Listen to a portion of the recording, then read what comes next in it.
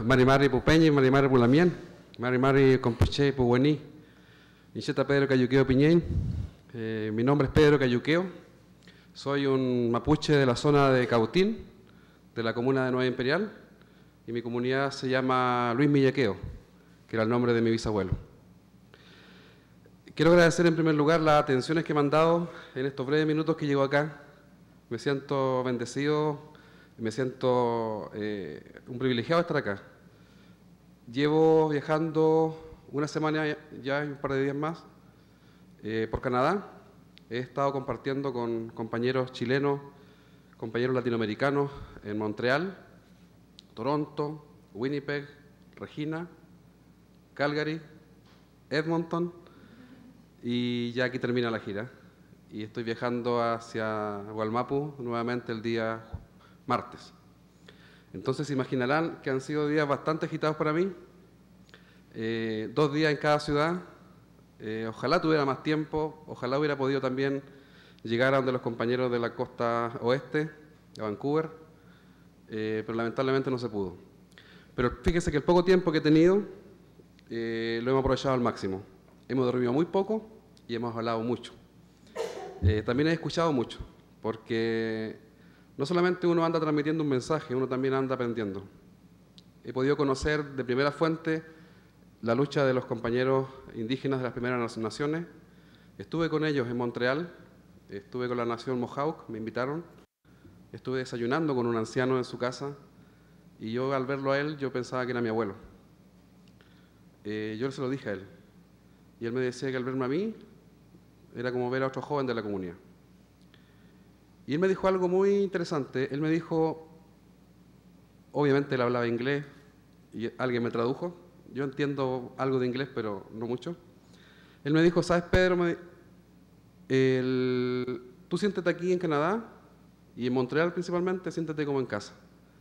Porque tú eres indígena como yo y todo este continente era nuestro antes, era nuestra tierra. Entonces, cuando tú caminas por tierra canadiense, como le llaman hoy día, estás caminando por tierra indígena. Entonces, tú eres dueño de casa acá. Entonces, en cada ciudad que tú estés, no te sientas extranjero. Siéntete como un indígena de acá. Entonces, en cada presentación que tú hagas, y hayan canadienses, tú dale la bienvenida a tu territorio.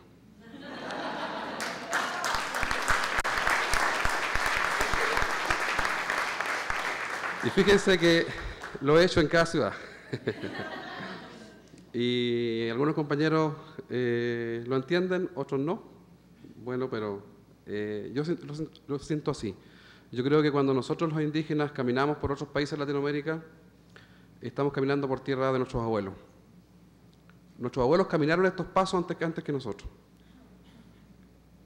En Regina me sorprendía, en un museo que fui, ver los instrumentos musicales. Nuestro trompe, querido Peñi Dionisio, parece que no es tan nuestro solamente. Estaba en el museo con otra forma, pero era el mismo instrumento, y era de la nación Cree, Ojibwa, creo que son ellos. Y me explicaba un Peñi de ellos, de su nacionalidad, que lo usaban de tiempos inmemoriales. Y yo dije, bueno, nosotros también lo usamos de tiempos inmemoriales. La diferencia es que ellos lo usan para acompañar otros instrumentos musicales y nosotros lo usamos para enamorar a las mujeres. Entonces nosotros los mapuches encontramos un uso más práctico. Entonces ese antecedente, por ejemplo, de una simple anécdota en un museo me permite decir que efectivamente pareciera ser que es verdad. Pareciera ser que es verdad que somos naciones, pareciera ser que es verdad que tuvimos relaciones también internacionales nosotros con esos pueblos, que nos nutríamos mutuamente de conocimiento, que nuestras lenguas están plagadas de préstamos lingüísticos. El mapudungún tiene muchas palabras, en Quichua, por ejemplo. Los tehuelches tienen muchas palabras en su idioma que son mapudungún. Y eso explica algo. Explica que, al parecer, antes de la llegada de Colón y sus secuaces, pareciera ser que acá en América no habían pueblos salvajes. Pareciera ser que acá no habían simples tribus que vagaban por los campos recolectando fruta de los árboles. Pareciera ser que habían naciones. Y naciones que vivían medianamente en relación. No digo que vivían idealmente en relación, digo que vivían racionalmente en relación porque también tenían conflictos, como todas las naciones. Entonces eso me hace sentirme bastante en casa acá. He tenido la oportunidad en cada provincia de visitar comunidades indígenas.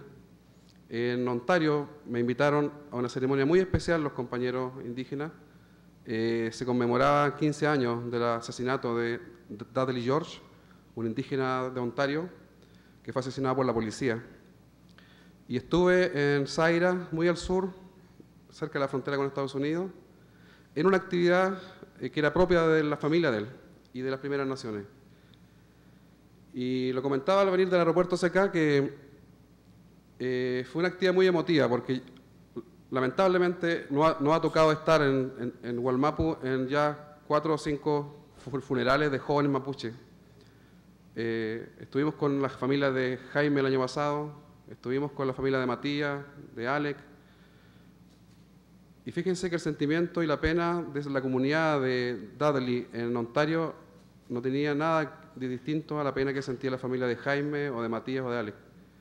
Era el mismo sentimiento de injusticia, el mismo sentimiento de impunidad, el mismo sentimiento de que fue una muerte absurda e inútil.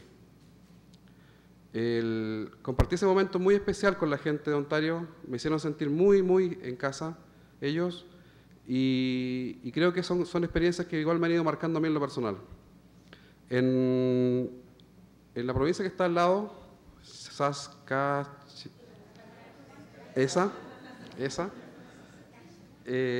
también visité comunidades indígenas, estuve en la Universidad Indígena compartiendo con la presidenta, estuve con los jóvenes de la Universidad Regina Aborígenes también compartiendo con ellos, me enseñaron, me explicaron muy pacientemente en qué consistía su realidad acá. Ayer estuve en Calgary visitando a la nación Tsuut'ina, cerca de Calgary, visitando su autogobierno, que me pareció bellísimo. Era como estar proyectando un sueño con ellos, respetando los contextos, las diferencias que tenemos. Me sentí muy orgulloso de lo que ellos han logrado. Estuve con jóvenes dirigentes, con jóvenes líderes del pueblo de ellos, de la nación de ellos, y efectivamente era como proyectar lo que quizás nosotros como mapuches quisiéramos futuro también. Quizás no calco y copia, pero sí bastante tomar elementos que ellos han conquistado acá. Le hago este repaso porque lo que voy a hablar ahora no es solamente mío. O sea, no hubo ninguna luz a mí que siendo adolescente o siendo niño me cayó del cielo y me enseñó lo que yo sé. Con cada persona que converso rescato algo. Con cada persona que converso me llevo algo. Yo soy un gran ladrón. Soy un gran ladrón de ideas. Soy un gran ladrón de sueños. Soy un gran ladrón de conocimiento. La palabra, el transmitir la palabra es una cosa que los mapuches le damos mucho valor. La conversación. Nosotros decimos nucham. Y el nucham a veces se traduce literalmente como conversar. Pero fíjense que no es conversar. Fíjense que nucham significa, y los viejos lo explican, que la palabra circule. Y a veces la conversación, la palabra no circula. Alguien habla y alguien escucha. Esta idea del emisor-receptor que hablan los occidentales, los intelectuales de la comunicación, que dicen que la comunicación es simplemente un emisor y un receptor, pareciera ser que en las culturas indígenas no es tan así. Pareciera ser que tiene que haber intercambio, pareciera que tiene que haber un flujo de palabras y de conocimiento. Entonces yo los invito hoy día a que hagamos Nucham, ¿ya? Creo, ya que he hablado mucho incluso, pero voy a hacer un breve repaso de lo que ustedes quieren, me imagino, escuchar y también conocer de lo que ha pasado en Chile. Pero después quiero que demos el paso a las preguntas y respuestas, porque ahí probablemente va a ser mucho más rico el intercambio. Esta es la última ciudad en que voy a estar y es la despedida mía de acá. Entonces, ustedes son privilegiados. ¿Por qué? Porque ya he hablado en público unas 10 veces antes de en esta semana. Entonces, ya los errores que cometí el primer día, no los voy a cometer hoy día. ¿Ya? Entonces, en cada jornada he aprendido algo. Por ejemplo, he aprendido que decir no soy chileno molesta a algunos. Oh, lo dije, chuta, disculpen. Pero fíjense que en todas las ciudades, y estábamos compartiendo con compañeros chilenos, muchos de ellos revolucionarios, progresistas, y yo decía esa palabra y comenzaban a moverse en el asiento. Y nos faltó el que intentó levantar la mano inmediatamente, como para salir al ruedo. Entonces el compañero Miguel me decía, en Regina me decía, quizás esa parte del discurso déjala para el final, me decía. Y yo creo que si la dejo para el final estoy engañándolo a ustedes y también engañándome a mí mismo, porque yo no soy un vendedor de pomadas. Y yo digo, soy mapuche, esa es mi identidad, esa es la identidad que me transmitieron mis padres, mis abuelos, esa es la identidad con la cual comparto con mucha gente allá, esa es la identidad del equipo que dirijo de comunicadores, que asumimos esa identidad. Y no es, fíjense, una construcción, como dice Villalobos, una construcción fantasiosa, ni en ningún caso una invención nuestra. Hay muchas razones por las cuales yo puedo decir que no soy chileno. Y cuando estoy diciendo eso, no estoy agrediendo a nadie, no estoy faltándole el respeto a nadie, no estoy ni siquiera faltándole el respeto a Chile. Porque fíjense que la lucha de nuestro pueblo por reconocimiento y por ser quienes somos, probablemente también engrandece a Chile. A ratos, cuando uno dice esto, que uno por circunstancias históricas tiene un pasaporte chileno, que por circunstancias históricas tiene un carnet de identidad chileno, pero que uno se siente con una identidad mapuche, y a ratos los compañeros dicen, pero Pedro, ¿cómo no te puedes sentir chileno si vives en Chile?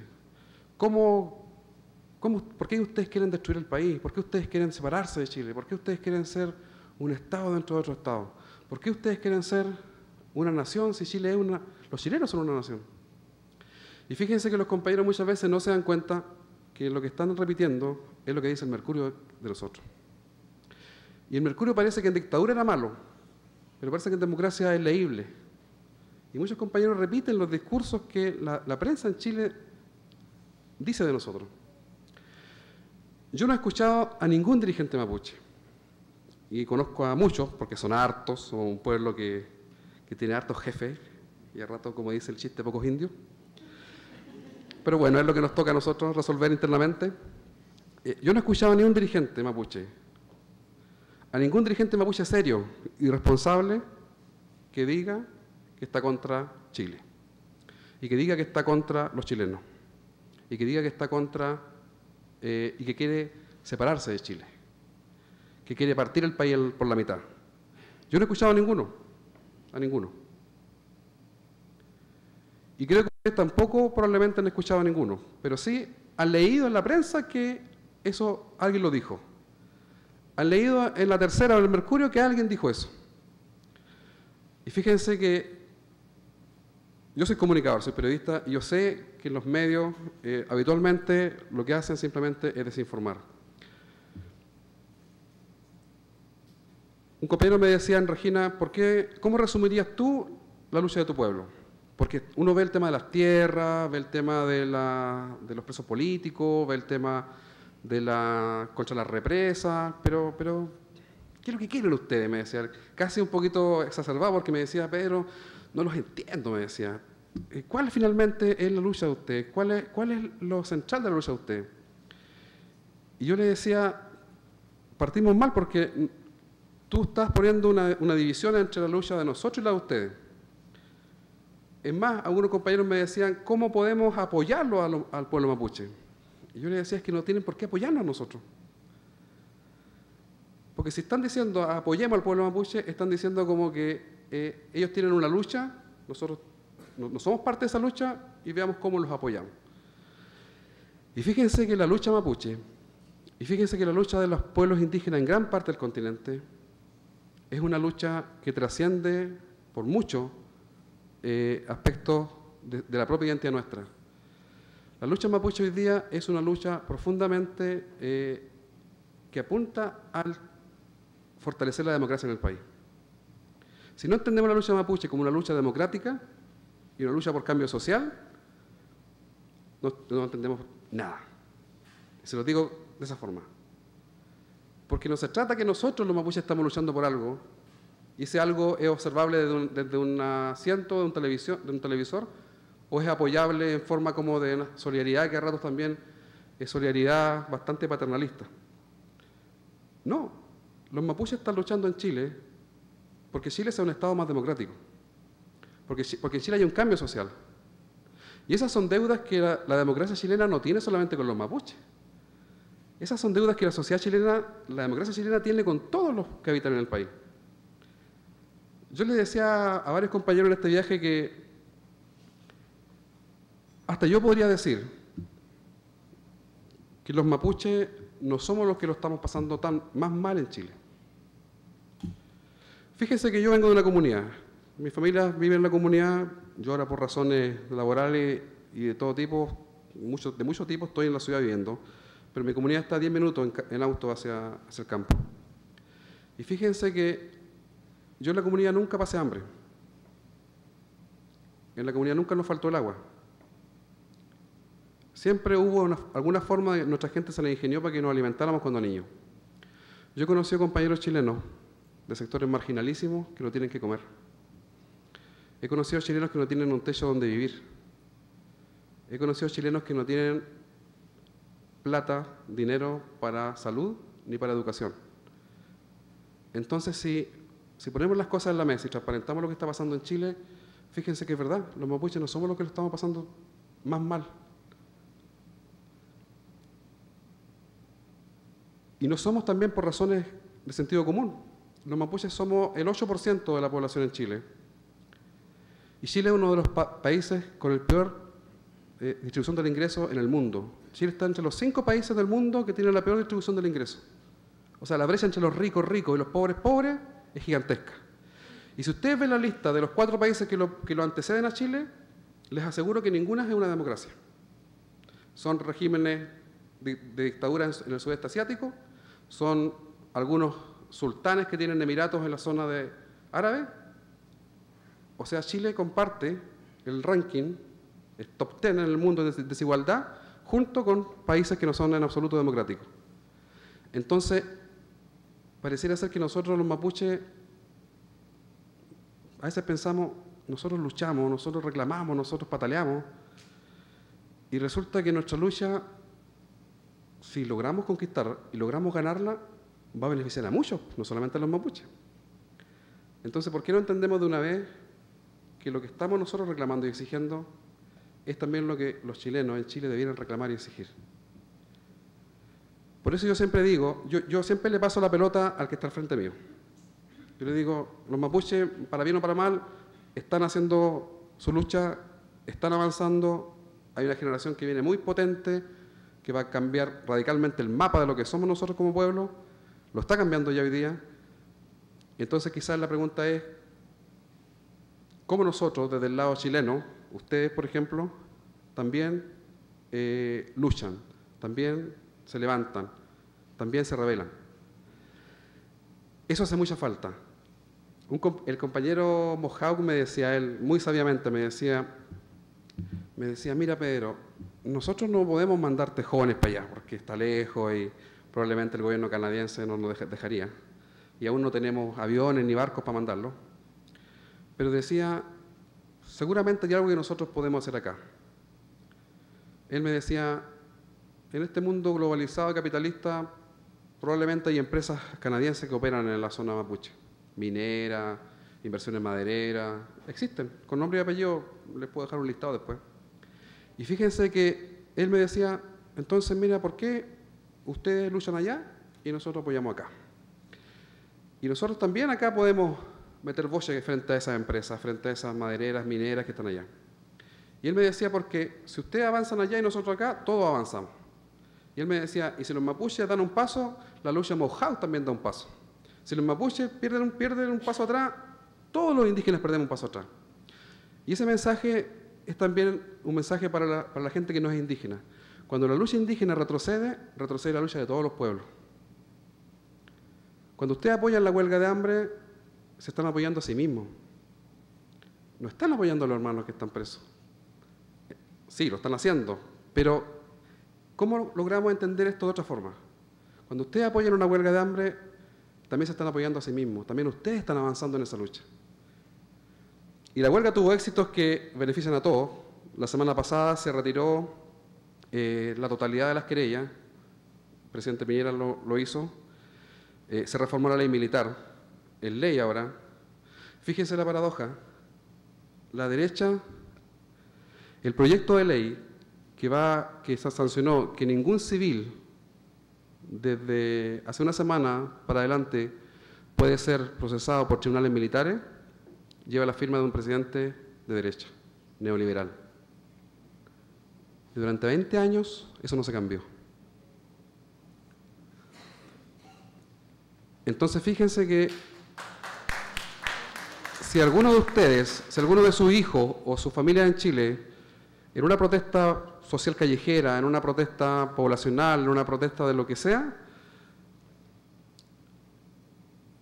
mapuche, sea aymara, sea chileno o lo que fuera, no va a ser llevado a tribunales militares. Eso se acabó en Chile. Ese es un triunfo de la huelga de hambre y ese es un triunfo que también beneficia a todos. Entonces, fíjense, cuando ustedes están apoyando la huelga de hambre, están apoyando que su hijo, su sobrino, su nieto en Chile no fuera llevado también a tribunales militares.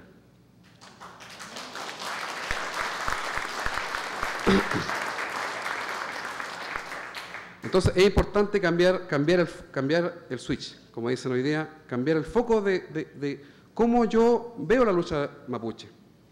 Y fíjense que un compañero me decía en Calgary, me decía,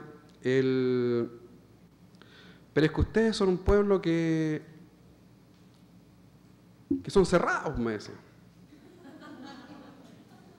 Ustedes son cerrados, me decía, pero yo fui del MIR, compartí con compañeros mapuche, pero eran cerrados, puta los peños, porfiados, duros, no había por dónde agarrarlo. Y me dijo una frase que no la voy a repetir aquí. Me dijo que éramos como palo gallinero. No había por dónde agarrarlo.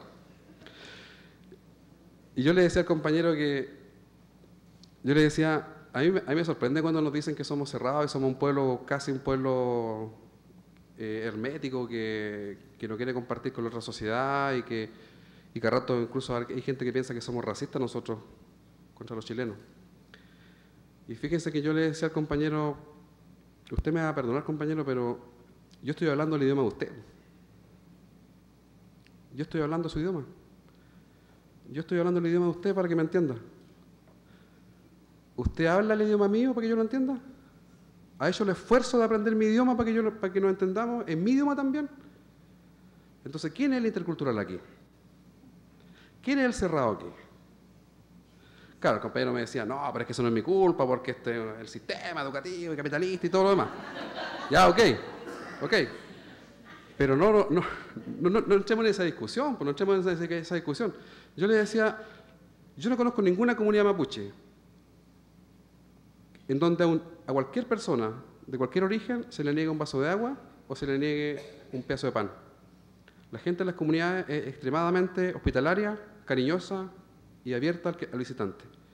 Probablemente si ustedes van hoy día a Wallmapu y van a una zona de conflicto, sí, es probable que ahí, por el contexto que se vive ahí, de hostigamiento policial, de represión, de violencia que hay, alguien le pueda, digamos, controlar y decir quién es usted que anda haciendo acá. Pero en el grueso del territorio mapuche, en la cultura mapuche, está muy asentada la idea del diálogo, la idea de la amistad, la idea de la conversación. Eso es parte de nuestra cultura. Ese antecedente es importantísimo que ustedes lo tengan, porque la lucha mapuche, y como yo la entiendo, y como a mí me la transmitieron, tiene mucho que ver con cómo los mapuches somos capaces de establecer alianzas. Los mapuches son un pueblo que a ratos llega a ser desesperante para uno, porque somos un pueblo que constantemente está generando alianzas. Y eso puede ser desesperante cuando somos un pueblo tan grande y somos un pueblo que vive muchas veces cruzado por diferencias internas. Entonces tenemos mapuches que salían con la derecha, tenemos mapuches que salían con las religiones, mapuches que salían con sectores de la concertación, otros con la izquierda. Pareciera ser que somos un pueblo que tiene como defecto hacer alianzas, porque somos demasiado buenos para hacer alianzas. Entonces no nos digan que somos cerrados, no nos digan que somos racistas. Yo le decía, no sé acá, pero en todas partes me han recibido con empanadas. ¿Ya? Y fíjense que yo les decía a los compañeros de Calgary, yo les di un ejemplo. Les di un ejemplo para que, ¿cómo hacemos para entender este asunto de la lucha mapuche y entender que nos compete a todos? Yo les decía a ellos, fíjense que, no les quiero aguar la fiesta, les decía yo, pero fíjense que empanadas hay en toda Latinoamérica. Quienes han viajado por Latinoamérica saben que la empanada está en toda Latinoamérica. Y saben también que la empanada a ratos la más fome está en Chile. Porque la empanada que hacen en Bolivia, en Santa Cruz, por ejemplo, es una empanada que lleva fruta, lleva carne, lleva unos aliños bien ricos que son aliños de las comunidades indígenas. Hay mucha gastronomía indígena en la empanada boliviana. Hay mucha gastronomía indígena en la empanada de México. En México hacen empanada de carne y también le echan maíz adentro. Y así en toda Latinoamérica. Entonces, uno va a otros países de Latinoamérica, pide una empanada y le dicen, ya, pero ¿cuál empanada? ¿De qué tipo? Porque tenemos 100 tipos de empanadas. Chuta, dice uno. Y todas riquísimas. Entonces yo les decía a ellos que, ¿por qué la empanada de otros países a ratos, si bien, bueno, algunos pueden decir, tiene más ingredientes, no es que sea más rica? Bueno, convengámoslo así ya. ¿Por qué en otros países tiene más ingredientes la empanada de esos países, de esos criollos? Y fíjense que yo tengo la sensación de que es porque no son tan ciegos y se dieron cuenta de que existen culturas indígenas, las culturas indígenas también tienen gastronomía, y esa gastronomía indígena a rato es tan rica y es tan sabrosa como la española. Entonces mezclaron. Juntaron lo indígena con lo español y salió una empanada, me acuerdo todavía, de Santa Cruz. Y si ponemos ese...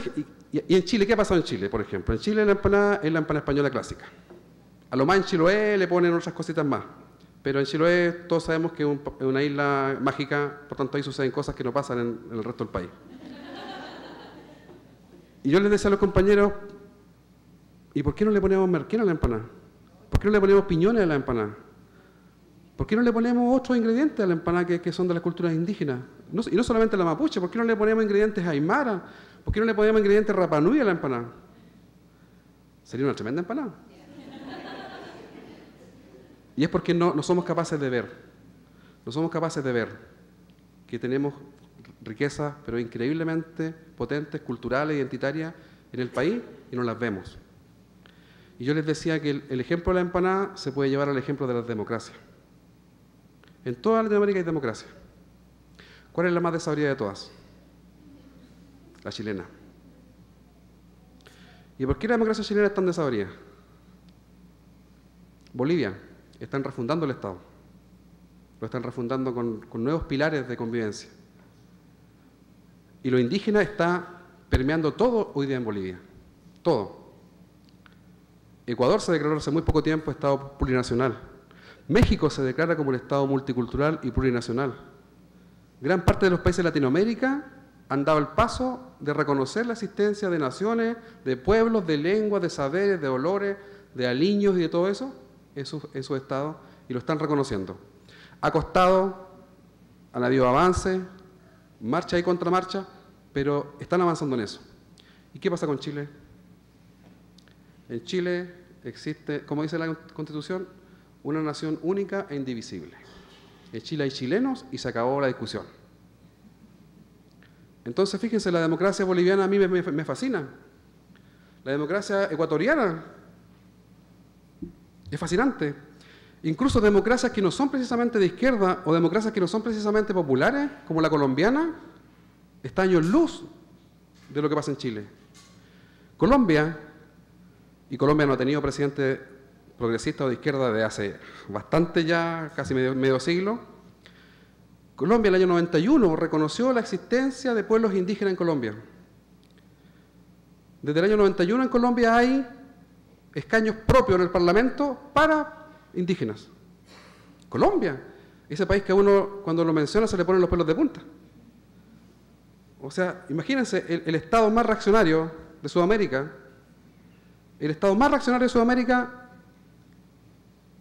como democracia, es mucho más atrayente que Chile, en el ámbito indígena al menos. Y eso a nosotros debería hacernos reflexionar.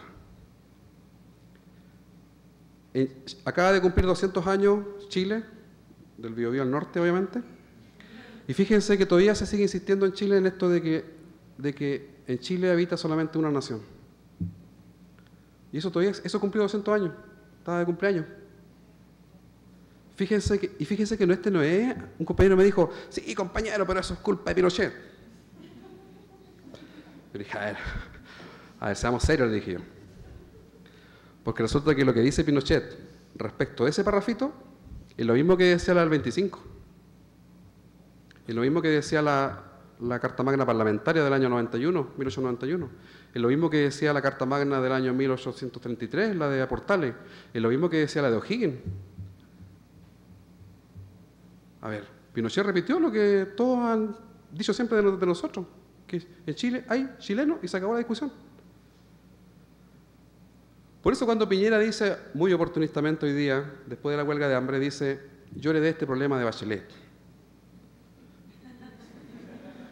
Yo iba a escribir sobre eso, no pude por tiempo, y él dice eso, yo heredé este problema de Bachelet. Yo le digo, sí, algunas cosas heredaste de Bachelet, pero si somos serios, a ver, esto tiene bastante historia para atrás. Y si vamos a llegar a responsabilizar a alguien, vamos a llegar hasta O'Higgins. Porque ahí partió el entuerto con O'Higgins.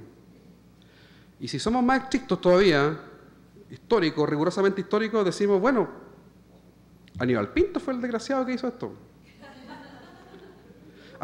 Fíjense que Aníbal Pinto ha pasado completamente desapercibido en esta historia. ¿Saben quién es Aníbal Pinto, no? Fíjense que yo vivía en Imperial, vivía en la esquina de Aníbal Pinto con General Urrutia.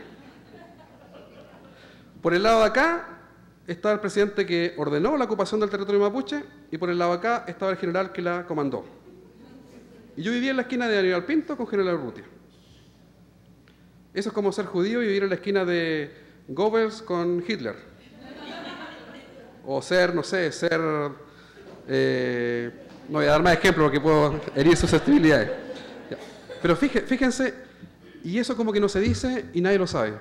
Yo le decía a los compañeros en esta charla que hemos dado, le decía, Aníbal Pinto aquí nadie lo menciona. Y me decían, ¿y por qué tienen que mencionar a Aníbal Pinto? Porque el problema nuestro... y me decían, ¿pero por qué Aníbal Pinto si el problema de usted fue con Cristóbal Colón? Y yo decía, Cristóbal Colón, que me perdone el finado Cristóbal Colón, pero que descanse en paz, porque él con nosotros mayormente no tuvo contacto y tampoco nos causó mayor problema. Es más, yo agradezco el repaso histórico que hicieron, porque ese repaso me evita estar hablando de eso, pero lo quiero mencionar al pasar. Una vez en un foro en Madrid, en un foro ante españoles, habían varios compañeros indígenas en el foro, mayas, había un compañero cancuamo de Colombia, un compañero quichua de Bolivia, una aymara de Perú, y todos ellos partieron su charla en Madrid despotricando contra la corona española y contra todo lo que volviera a España. Y estaba lleno de españoles en la sala. Y los españoles se sentían así como, por mi culpa, nuestra gran culpa, y estaban con... Obviamente era un público español progresista que entendía lo que había pasado. Y cuando me tocó a mí, yo dije lo siguiente. Yo dije, compañeros, compañeras, tíos y tías, yo quiero pedirles disculpas a ustedes. Yo les quiero pedir disculpas como mapuche a ustedes como españoles. Y todos los hermanos indígenas me miran así como diciendo, ¿y este indio traidor qué está haciendo? Ya las flechas pasaban así. Y yo les dije, ¿saben qué? Yo les quiero pedir disculpas porque lo mejor de la juventud de ustedes, de sus ancestros, fue a morir a mi tierra. Lo mejor de la juventud de ustedes, por la codicia de los gobernantes, de los reyes, fue a morir a Sudamérica, a mi tierra. La tierra mapuche fue el cementerio español en América Latina. Fue una guerra que no buscamos ni nosotros ni ustedes, y una guerra de la cual no tenemos nada que sentirnos orgullosos. Pero yo les pido disculpas porque en mi tierra fueron a morir jóvenes, hijos y sobrinos, nietos de ustedes. Y todos quedaron así como, plop. Y los Peña Aymara me miraban y me decían, ¿qué? Después llegó la pausa del café y los compañeros Aymara se acercaron y me dijeron, oiga Peñi, oiga hermano, ¿cómo es eso de que ustedes le ganaron a los españoles? Yo le dije a la Aymara, y no solamente a los españoles, también a los incas. O sea, también a tu abuelo. Ese elemento es central en esta discusión. ¿Saben por qué? Porque, ¿qué quiere decir esto? Quiere decir que el tema mapuche, el conflicto que hay en Chile y también en parte de Argentina, no es un conflicto de 400 o 500 años. Esto tiene fecha, esto cumplió años hace poquito, cumple años, el 4 de noviembre. Falta poco para el 4 de noviembre. El 4 de noviembre se conmemora la fecha del último alzamiento mapuche en Temuco. 4 de noviembre de 1881. O sea, estamos hablando de la época en que vivía mi bisabuelo. Este problema, este conflicto, que es responsabilidad del Estado chileno, no del gobierno de turno, del Estado chileno, tiene la edad de 3 generaciones. Mi abuelo, mi padre y yo. Yo le decía a un compañero boliviano que estaba en la charla en Regina, yo le decía, ¿sabía usted que nosotros perdimos la independencia de nuestro país, el país mapuche, después que usted perdió el mar? Eso, algunos se sorprenderán aquí, pero eso fue así. Los mapuches perdimos la independencia de nuestro país después que Bolivia perdió el mar, después que Perú perdió Tacna, por ejemplo. Porque fue después de la Guerra del Pacífico que los soldados avanzaron hacia el sur.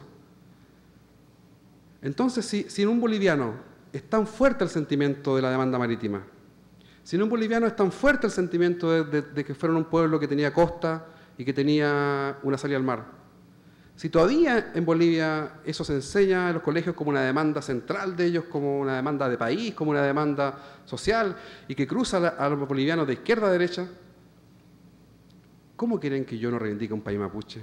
¿Cómo quieren que yo no reivindique mi identidad? Nosotros no perdimos el mar, perdimos un país. ¿Cómo quieren que me sienta chileno? Fíjense lo que les estoy diciendo. Esa historia que yo les cuento ahora, esa historia es lo que pasó con los mapuches en Chile y Argentina. O sea, este no es un tema de tierras más, tierras menos. Este no es un tema de que nos dejen bailar nuestros bailes o no. Este no es un tema de que podamos cocinar con merquén o no. Esta es una lucha nacional. Esta es una lucha por recuperar lo que perdimos. Ahora, claro, cuando yo digo eso, todas las antenitas de ustedes sale la alarma. Destrucción del Estado, separación del país. Y fíjense que no es así. Las sociedades modernas entre comillas, en muchas partes del mundo han encontrado mecanismos para que estos conflictos identitarios que hay al interior de los estados se canalicen democráticamente. Decir que los mapuches, que la demanda mapuche de poder ser nación y poder tener un territorio es una demanda que no es posible hoy día que se atienda esa demanda, eso es mentira y eso es una falsedad absoluta. En muchas partes del mundo hay estados que han logrado generar convivencia interna y que la diversidad étnica se manifieste a través de reconocimiento, multilingüismo, regímenes políticos que permiten la autorrepresentación de esas comunidades. Es posible hacerlo. En España no solamente viven españoles, en España hay 3 naciones que se reivindican como naciones y que tienen un estatus diferente y que no por ser un estatus diferente han desembocado en que España se desintegre. Están los catalanes, están los vascos, están los gallegos. Canadá es un ejemplo quizás, técnicamente hablando, no sé si políticamente es un ejemplo, pero técnicamente hablando es un ejemplo de cómo en Quebec, por ejemplo, se ha logrado la convivencia entre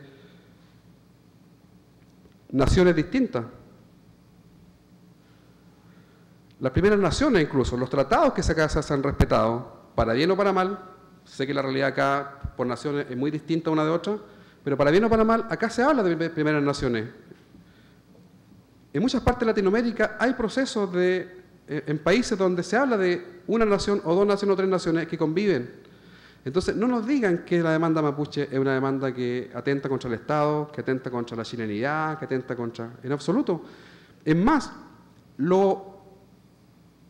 es una demanda súper moderna la mapuche. Lo que los mapuches demandan, cuando le hablan al país, cuando le hablan a la autoridad, lo que los mapuches demandan es que Chile no sea un Estado medieval, que Chile sea un Estado moderno, porque los Estados modernos han abordado estos temas desde el punto de vista democrático. Lo arcaico, lo medieval hoy día, es seguir insistiendo en que Chile es un país donde solamente viven chilenos. Eso es lo medieval, eso es lo arcaico. La lucha indígena no tiene nada de pasado. Y ustedes pueden decidir si quieren seguir viviendo en un Estado medieval o les gustaría que Chile avanzara hacia una sociedad democrática y más moderna. Son elementos que quiero compartir. Yo les digo de verdad, yo podría estar toda la tarde hablando aquí parado. A nosotros, los viejos, se encargaron de algo que creo que fue lo más importante que hicieron con nosotros. Se encargaron de que nos educáramos y se encargáramos de que de chicos habláramos en público. Y eso puede ser una tortura a veces para ustedes, no para mí. Entonces yo quisiera que quizás en las preguntas puedan surgir inquietudes que ustedes tengan, quizás más específicas respecto de temas que les interesa que conversemos, y ahí sea un poquito más fluido el diálogo. ¿Les parece?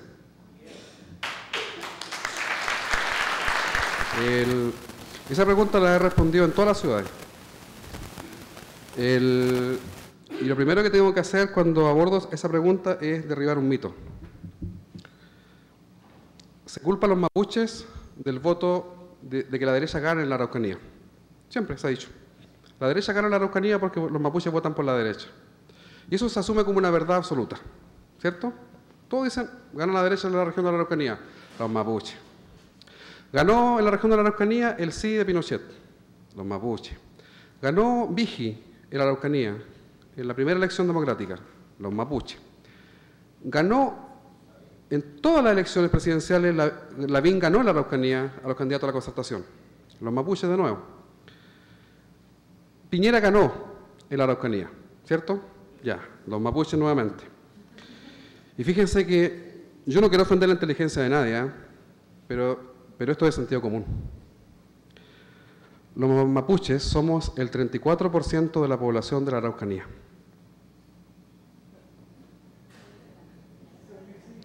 ¿Por qué culpan a la minoría demográfica, por tanto, minoría electoral, de ser la mayoría electoral? ¿Por qué? ¿Por qué se culpa a los mapuches de que ganan la derecha en la región si somos minoría demográfica y por tanto minoría electoral?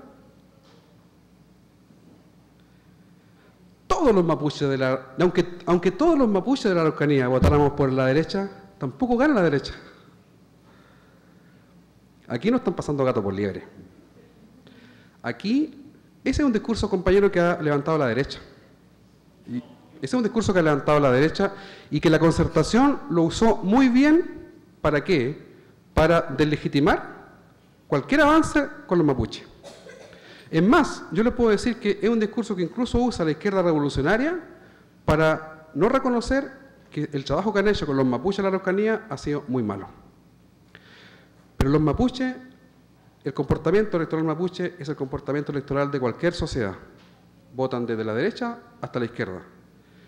Pero terminemos con el mito de que los mapuches de la Araucanía son los responsables del voto mayoritariamente de derecha.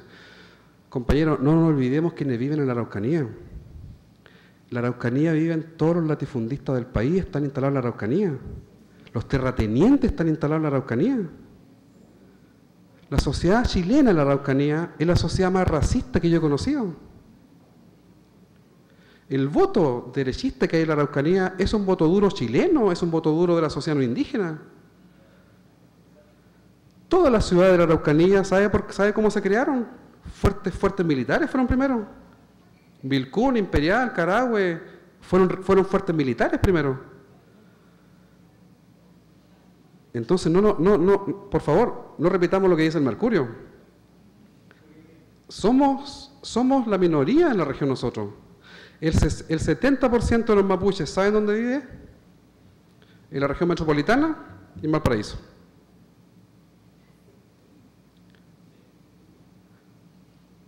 Yo le puedo dar esa respuesta. Es más, yo le puedo decir que hay un sociólogo que hizo un estudio y en ese estudio se revela un dato que es interesantísimo. El rango etario de los mapuches actualmente en la Araucanía, la mayor cantidad el segmento etario mayor en la Araucanía son los mapuches entre los 15 y los 25 años. Somos un pueblo, por tanto, que tiene mucho futuro, porque hay hartos jóvenes. Pero cuando yo les doy ese dato, ¿qué ustedes también pueden concluir de ese dato? Que del 34% de los mapuches que hay en la Araucanía, muy pocos votan. Y muy pocos votan porque el fenómeno de la abstención de los jóvenes cruza a chilenos y a mapuches. O sea, los mapuches tampoco, muchos tienen ganas de ir a votar. Entonces, de los mapuches que votan, yo diría optimistamente que el 20% de los que viven en la región participan de las elecciones. Entonces, no me cuadra. Las matemáticas no me cuadran. Pareciera ser que 2 más 2 no es 5, es 4. Entonces, ese, compañero, es un mito. Es un mito muy bien trabajado por la derecha, es un mito muy bien propagandeado por el Mercurio y es un mito a rato, lamentablemente, inocentemente asumido por compañeros de izquierda.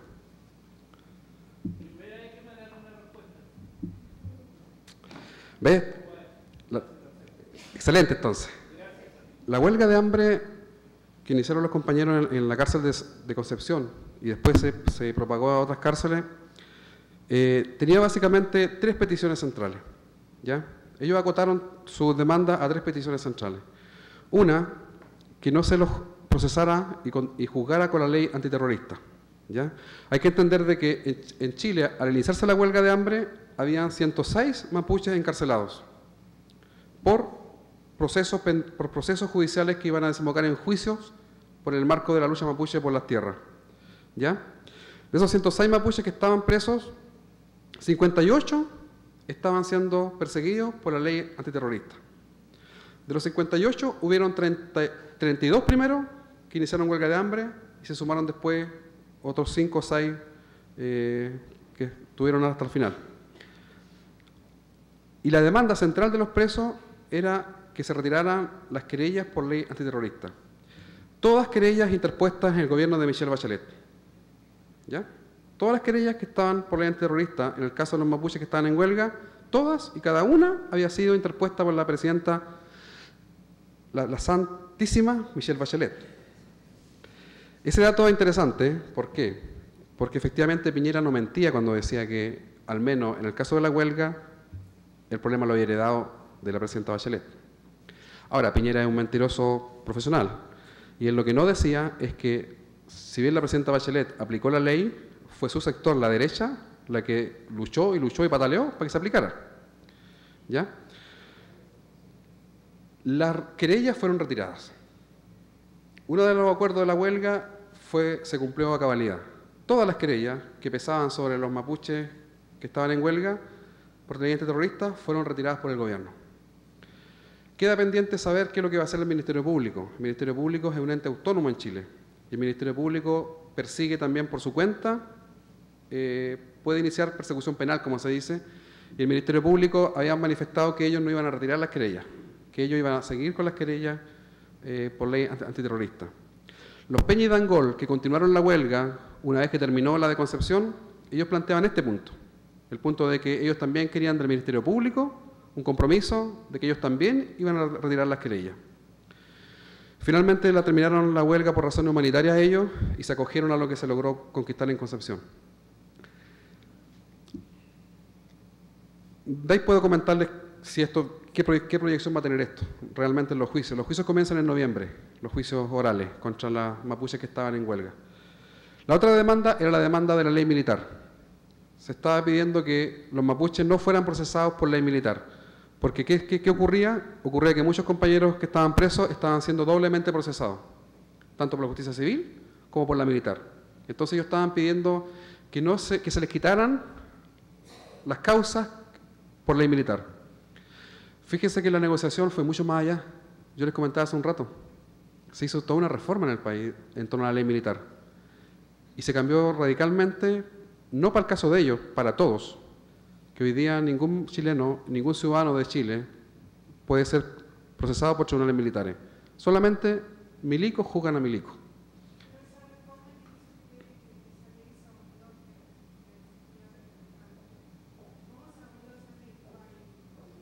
Se redactó un proyecto de ley que presentó el presidente Piñera y ese proyecto de ley fue aprobado por unanimidad en el Congreso. Es ley en Chile. Y lo firmó Piñera. Qué triste, ¿cierto?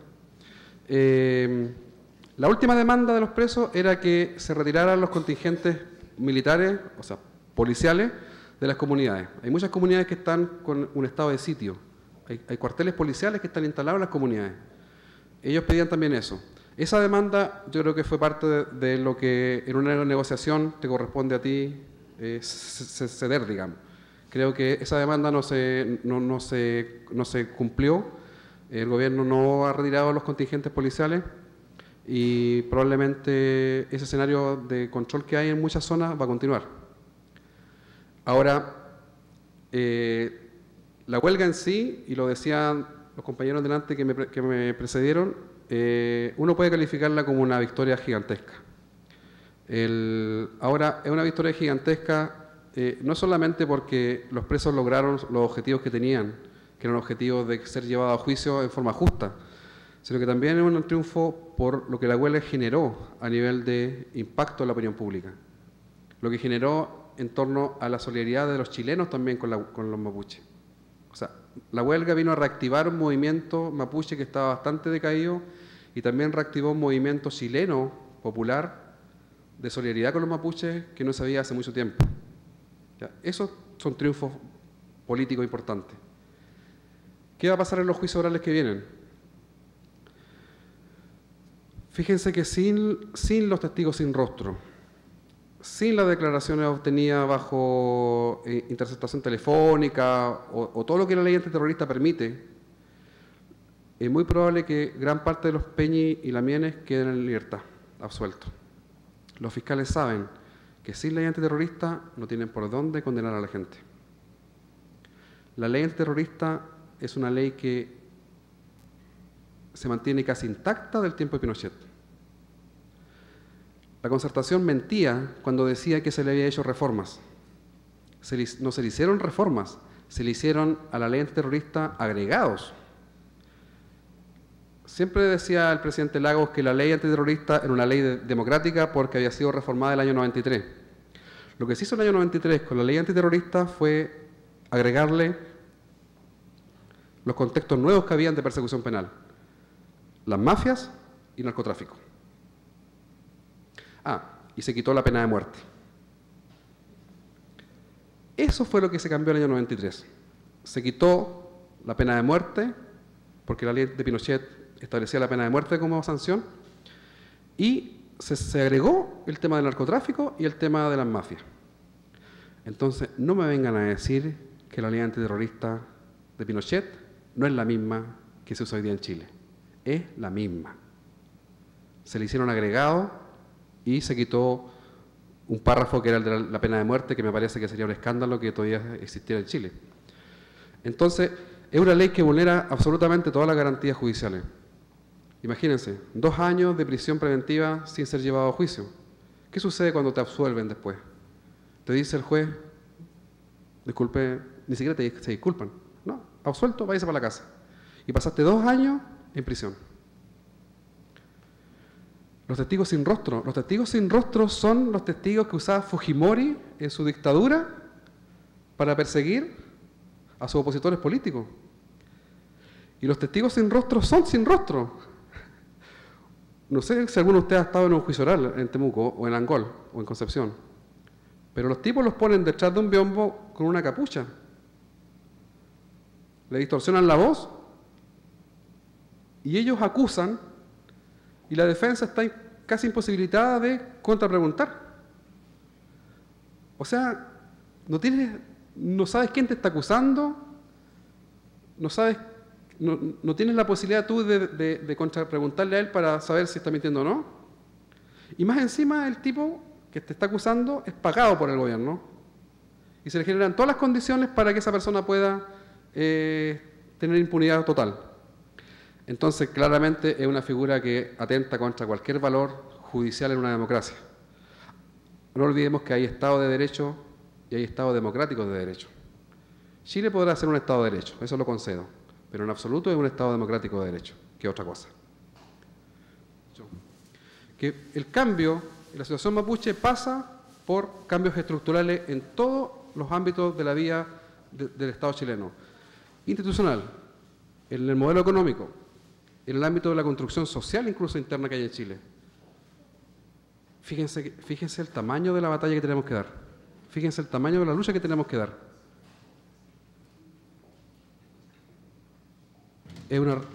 Alguien lo puede decir así, pero es una revolución lo que hace falta. Y revoluciones se están haciendo en Latinoamérica. El modelo de lo que está haciendo el compañero Evo Morales es muy interesante de estudiar y de conocer para ver cómo Chile se puede refundar como Estado. En el caso mapuche en Chile hay necesidades que son urgentes. El tema humanitario, por ejemplo. El tema humanitario. Es urgente, por ejemplo, es una realidad que las familias de los presos políticos, por ejemplo, son familias que necesitan urgentemente solidaridad. Si alguien requiere solidaridad en Chile hoy día y en la lucha mapuche, son la gente vinculada a los presos políticos. Porque no solamente el compañero que está encarcelado es un dirigente, también es un padre de familia, también es un trabajador de la tierra, y si él no está en casa, la gente no tiene que comer. Entonces, si desde el punto de vista humanitario la gente de acá quisiera apoyar, yo les digo que quien más necesita ayuda hoy día son las familias de los presos, de todos los presos. Ese es un tema que podrían trabajar, por ejemplo.